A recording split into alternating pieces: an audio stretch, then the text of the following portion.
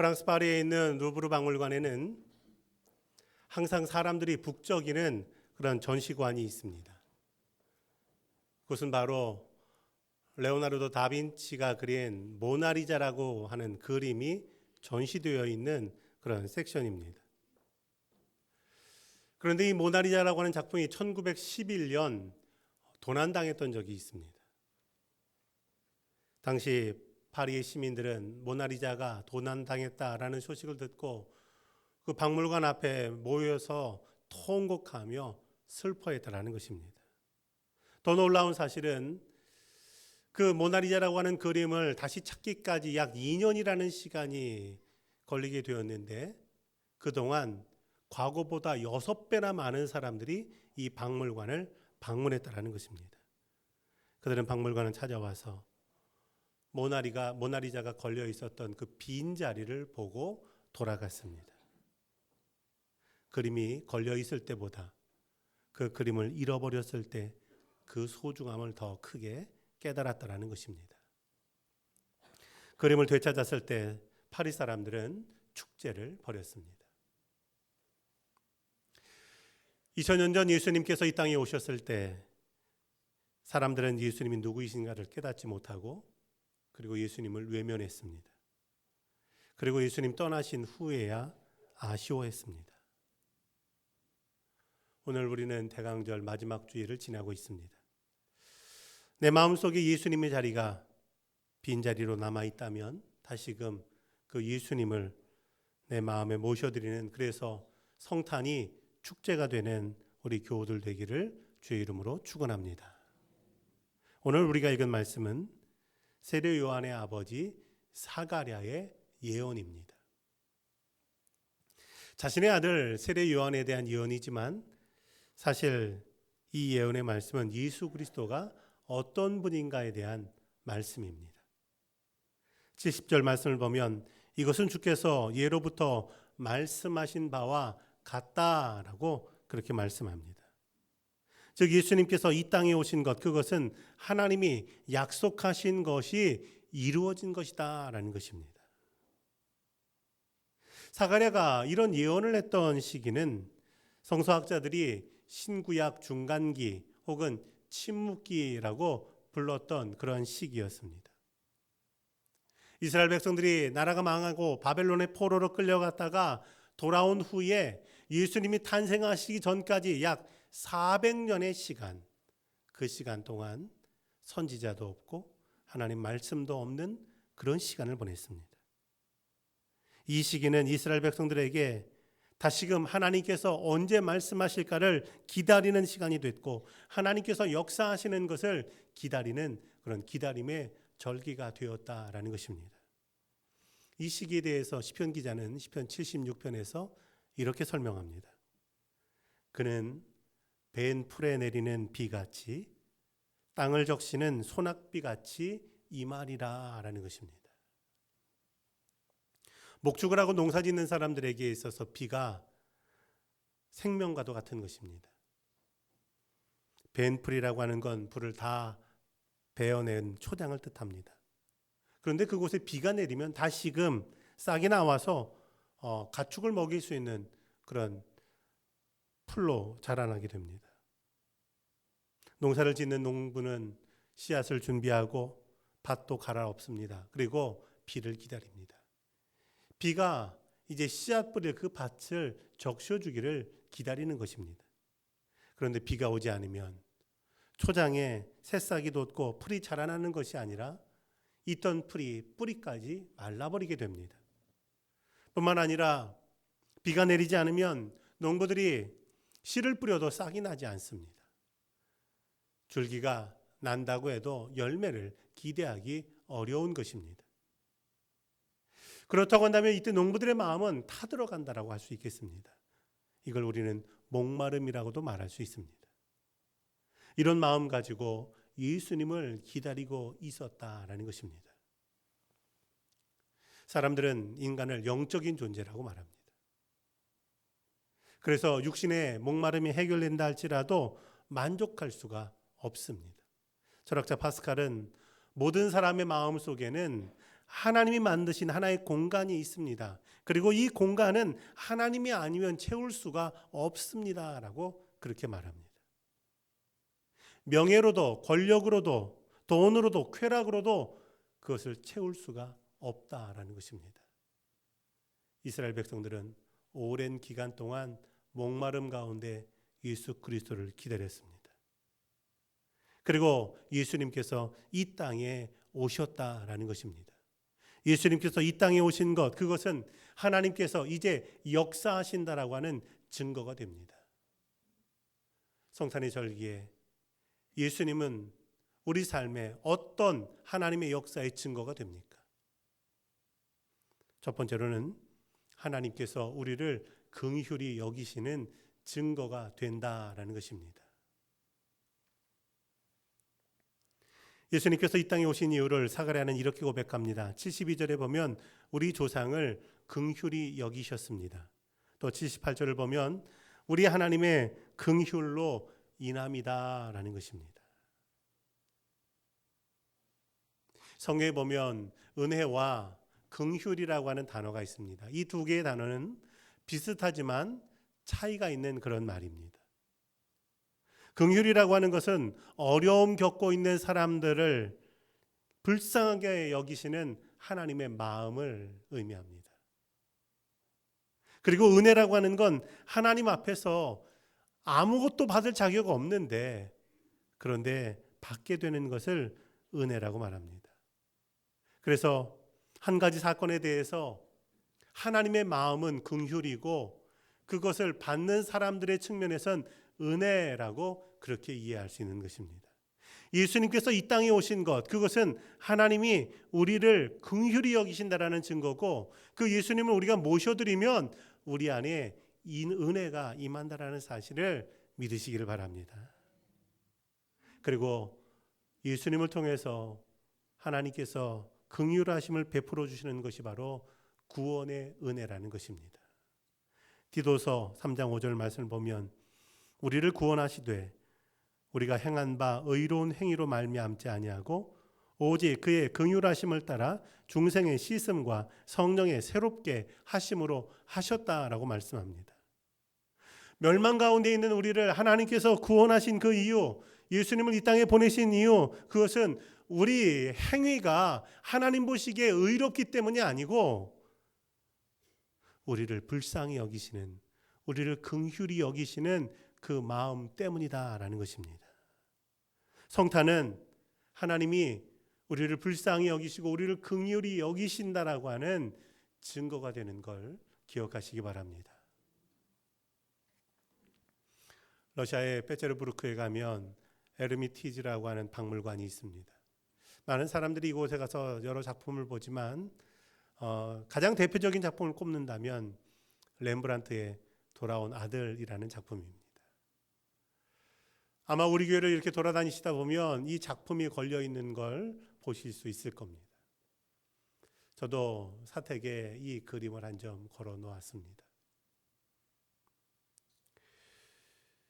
세상에서 방황하다가 아버지 앞에 무릎 꿇고 그리고 아버지 악에 안겨 있는 그 아들의 뒷모습을 보게 되면 문득문득 저는 그 뒷모습이 저의 모습처럼 여겨질 때가 있습니다. 아, 이 모든 게 하나님의 은혜구나 라는 사실도 깨닫게 됩니다. 그 아들이 아버지에게 돌아와서 아버지의 품에 안길 수 있는 이유는 한 가지입니다. 아버지가 그 아들을 긍휼히 여기신다라는 것입니다. 마찬가지로 하나님께서 예수 그리스도를 이 땅에 보내신 그 이유는 우리를 긍휼히 여기신다라는 것을 나타내시는 증거가 되는 것입니다.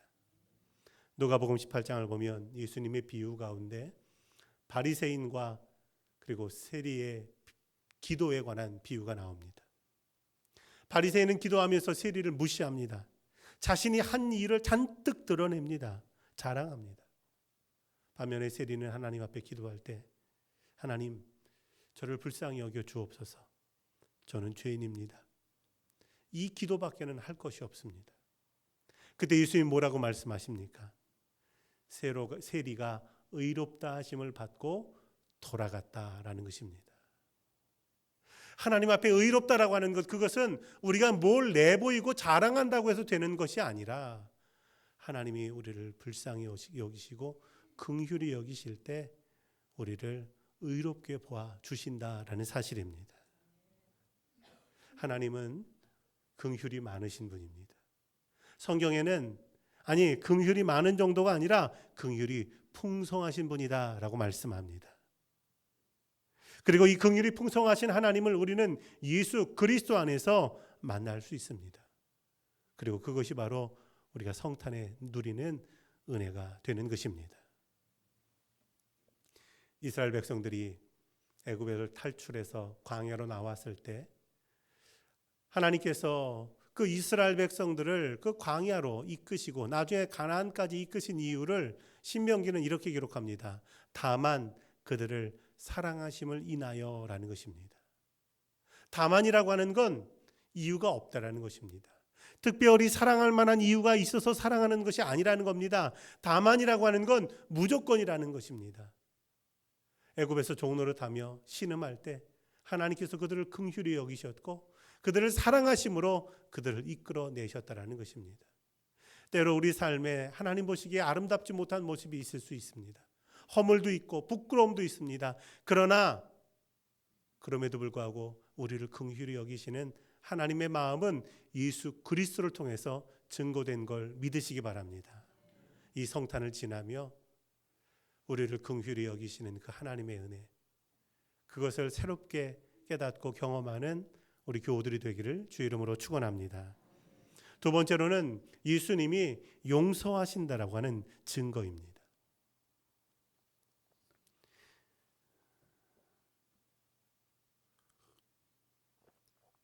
예수님이 누구신가에 대해서 사가랴는 자신의 아들에 대한 예언을 통해서 간접적으로 드러냅니다. 76절에 보면 주 앞서가서 그 길을 준비하리라. 또 77절에 보면 주의 백성에게 그 죄 사함으로 말미암는 구원을 얻게 하리라라는 것입니다. 자신의 아들이 주님 앞서서 길을 예비하며 그리고 주님이 구원자가 되신다라는 걸 알게 하는 그런 사명을 가지고 있다라는 것입니다. 이 사명 가지고 있었던 세례 요한은 이제 성인이 된 후에 요단강에 가서 첫 번째로 말씀을 전합니다. 누가복음 3장 3절을 보면 죄 사함을 받게 하는 회개의 세례를 전파했다라는 것입니다. 뿐만 아니라 예수님께서 사역하실 때 첫 번째로 하셨던 말씀도 때가 찼고 하나님 나라가 가까웠으니 회개하고 복음을 믿으라라는 말씀입니다. 성령 충만했던 베드로가 이제 첫 번째 설교할 때 역시 회개하고 예수의 이름으로 죄 사함을 받으라라고 말씀을 전하게 됩니다. 왜 이렇게 제일 먼저 회개의 복음을 전파했을까요? 그 이유는 사람들을 죄인으로 정죄하기 위함이 아니라 하나님께서 죄인을 용서하신다라는 것을 전하기 위해서다라는 것입니다. 그리고 하나님께서 죄인을 용서하시는 증거로 이 땅에 예수 그리스도를 보내셨다라는 사실입니다. 하나님께서 우리를 용서하실 때 우리에게 원하시는 것이 있습니다. 그것이 바로 회개인 것입니다. 회개는 마음과 생각을 바꾸는 것입니다.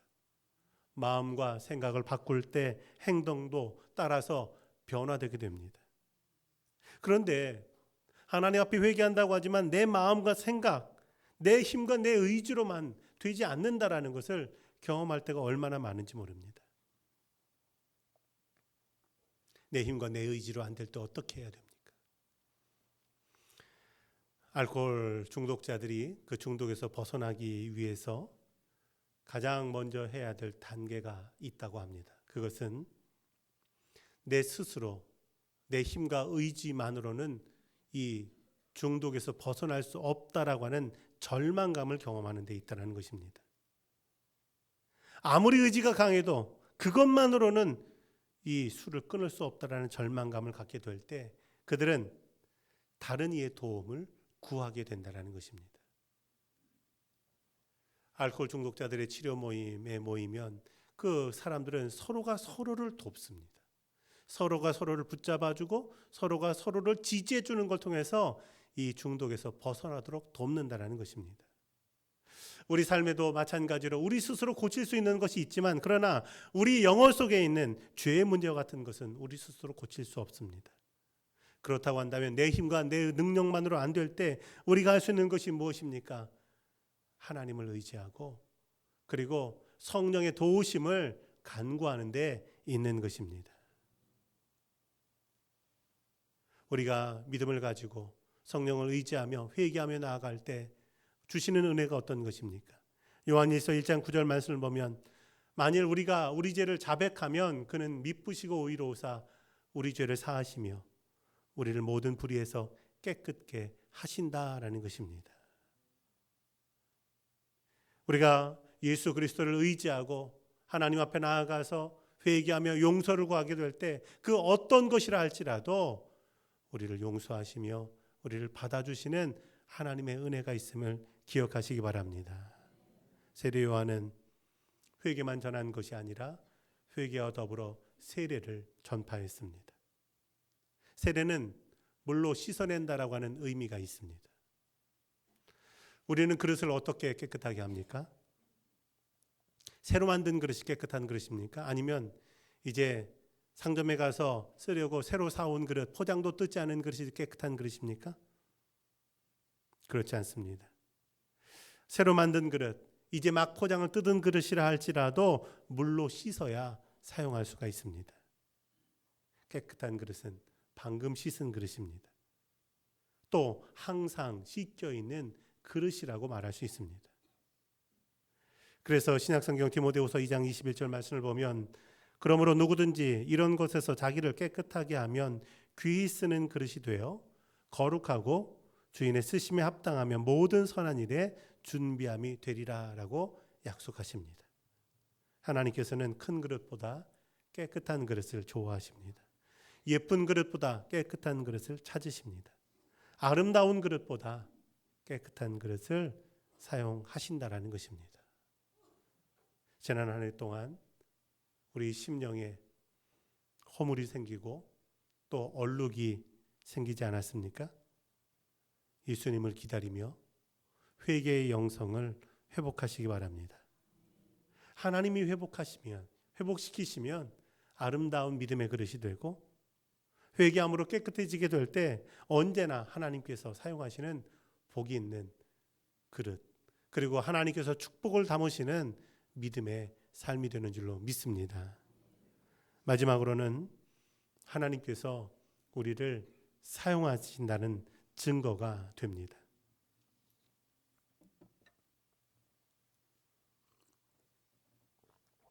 당시 이스라엘 지역에서 낙후된 지역 가운데 하나가 갈릴리라고 하는 지역이었습니다. 그리고 그 갈릴리 지역 가운데서 가장 낙후된 동네가 나사렛이라고 하는 동네입니다. 나사렛에 대한 사람들의 생각은 그곳은 가난하고 별 볼 일 없는 사람들이 사는 곳이라는 생각이었습니다. 그래서 나중에 빌립이 나다나엘에게 예수님을 전하게 될 때 나다나엘이 이런 말합니다. 나사렛에서 무슨 선한 것이 날 수가 있겠습니까? 나사렛 사람이라고 하면 아무도 주목하지 않고 주목받을 만한 일도 없는 그런 사람이라는 것입니다. 예수님 어디서 태어나셨습니까? 이 나사렛에서 태어나셨습니다. 뿐만 아니라 누가복음 1장 39절 이하에 보면 이 세례 요한이 태어난 사가랴의 집, 그곳은 이 나사렛에서도 산골에 있었다는 것입니다. 시골 동네, 변두리 동네 산골이라고 한다면 정말 외진 곳입니다.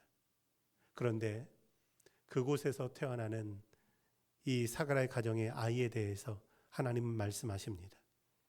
이 아이가 앞으로 선지자라 일컬음을 받으며 주 앞에 앞서가며 그 길을 준비하며 구원을 알게 하리라라는 것입니다.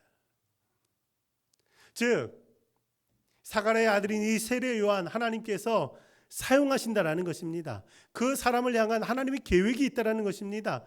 하나님께서 그 사람을 통해서 놀라운 일을 이루신다라는 것입니다. 예수 그리스도께서 이 땅에 오셨다라고 하는 것, 예수 그리스도를 처음으로 영접했던 사람들이 들판에서 양을 치던 목자라고 하는 것, 예수님이 어디 몸 누일 곳도 없어서 마국간 말구에서 태어났다고 하는 것, 그것은 가장 낮은 곳에 태어났다는 의미입니다. 그리고 그 의미는 세상에 가장 낮은 곳에 있는 사람이라 할지라도 주님께서 사용하신다고 한다면 사용하지 못할 사람이 없다라는 것입니다.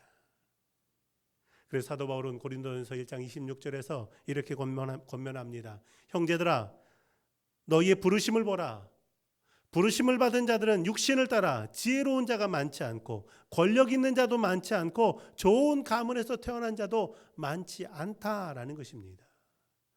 예수님께서는 낮은 곳에 오셔서 주목받지 못하던 사람들, 아무것도 없는 것 같은 사람들에게도 힘과 능력을 주시고 성령의 은혜를 주셔서 하나님의 도구로 사용하시는 것을 믿으시기 바랍니다. 예수님이 이렇게 태어나신 것이 바로 그런 증거가 되는 것입니다. 베서니 해밀턴이라고 하는 서퍼가 있습니다. 그녀는 어릴 때부터 파도 타기를 좋아했고 그리고 파도 타는데 재능이 있었습니다. 그녀가 13살 때 하루는 파도를 타러 나갔다가 상어를 만났습니다. 결국 상어에게 한쪽 팔을 물렸습니다. 간신히 구조됐지만 그녀는 혈액의 60%를 잃었습니다. 사람들은 그녀가 살지 못할 거라고 생각했는데 정말 기적적으로 그녀는 살아났습니다. 그런데 그 어린 13살짜리 소녀에게 그 상어에게 물린 공포는 쉽게 가라앉지 않는 두려움이었습니다. 뿐만 아니라 그녀는 상어에게 물린 그쪽 팔 전체를 절단했습니다. 낙심한 그녀가 어느 날 하나님의 말씀을 듣게 됩니다. 그리고 그 말씀은 그녀를 다시 세워오게 됩니다. 그 말씀이 바로 믿는 사람에게는 능치 못할 것이 없다라는 말씀이었습니다. 그녀는 다시 파도 타기를 시작합니다. 한 손으로 파도가 있는 곳까지 헤엄쳐가는 건 굉장히 어려운 일이었습니다. 뿐만 아니라 한 손 없는 상태에서 보드에 올라가서 파도를 탄다라는 건 균형 잡는 게 여간 어려운 일이 아닙니다. 하지만 그녀는 도전했고 2016년 피지에서 열렸던 대회에서 세계 랭킹 1위를 꺾고 우승하게 됩니다. 그녀는 이런 인터뷰를 했습니다. 파도 위에서 한 팔로 균형을 잡는 건 어렵습니다. 그러나 그 팔로 주님 잡고 있으면 어렵지 않습니다. 그녀는 자신의 없는 팔로 주님을 붙잡고 있다라고 하는 걸 사람들에게 증거하고 간증하는 그런 사명을 가지고 살게 되었습니다. 그녀에게 사명은 새로운 것이 아니라 자신의 자리에서 최선을 다하는 것이었습니다. 자신의 삶이 별 볼 일 없다고 생각했는데 하나님의 말씀을 받고 하나님의 돌보심을 받으니까 자아상이 변하게 되는 것입니다. 하나님의 사랑을 경험하면 사람이 자존감이 높아지게 됩니다. 복음의 능력이 무엇입니까? 죽을 수밖에 없는 사람이 구원의 은혜를 누리는 것입니다. 사람들이 주목하지 않는 삶에서 하나님이 주목하시는 삶으로 축복된 인생으로 변화되는 데 있는 줄로 믿습니다. 예수 그리스도의 탄생은 바로 이것을 증거하고 있는 것입니다. 성탄절을 기다리며 예수님께서 내 안에 계시는 것을 확인하고 그리고 내 마음의 문을 더욱 열고 주님을 내 삶과 내 가정과 내 직장에 더욱 모셔드리는 교우들이 되기를 주의 이름으로 축원합니다.